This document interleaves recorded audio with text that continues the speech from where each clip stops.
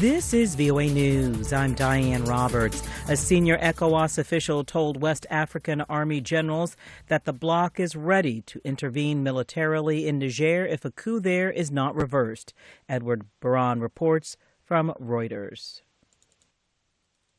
Commissioner for Political Affairs, Peace and Security, Abdel Fattah al-Musa, said the valiant forces of West Africa are ready to answer the call of duty. That was as he addressed army generals from member states who were meeting in Ghana. Military officers in Niger deposed President Mohamed Bazoum on July 26. They've defied calls from the United Nations, ECOWAS and Western powers to reinstate him. That prompted West African heads of state to order a standby force to be assembled. Musa listed past ECOWAS deployments in Gambia, Liberia and elsewhere as examples of readiness. He also accused the junta of playing cat and mouse with the bloc. The junta has said it's open to talks to resolve the crisis. That was Reuters correspondent Edward Baran. The Ukrainian military on Thursday claimed more success in its counteroffensive against Russian forces on the southeastern front, a day after announcing the liberation of a village that had served as a Russian stronghold. But Russia took offensive action of its own Thursday in the Kharkiv region. Correspondent Lisa Bakalets in Warsaw with details for VOA's Flashpoint Ukraine program.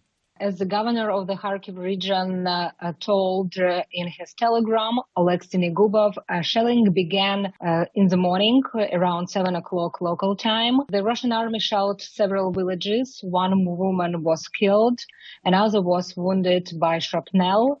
This is VOA News.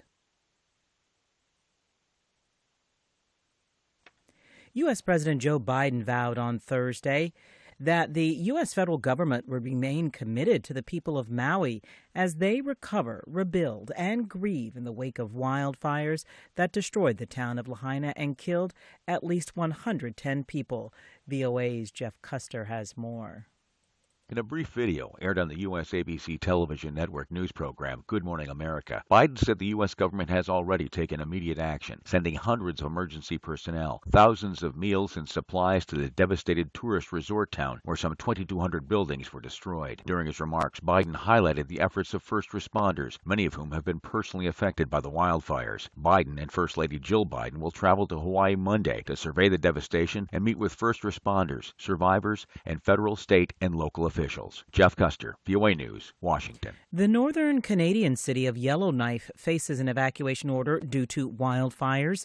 Most of the 20,000 residents are leaving by car or plane.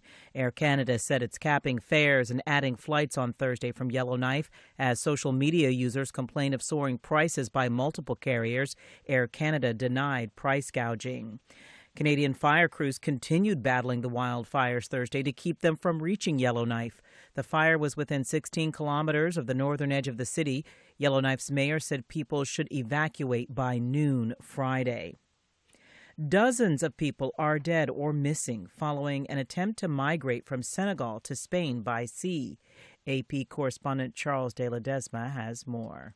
A boat believed to have departed Senegal with more than 100 migrants in early July has been rescued with just a few dozen survivors and several dead on board near the Atlantic island nation of Capo Verde. Senegal's Foreign Affairs Ministry says the boat was rescued on Tuesday by a local Coast Guard. Authorities have not yet confirmed how many migrants died. The Spanish migrancy advocacy group Walking Borders says the vessel was a large fishing boat that had left Senegal on July 10. I'm Charles de Ledesma.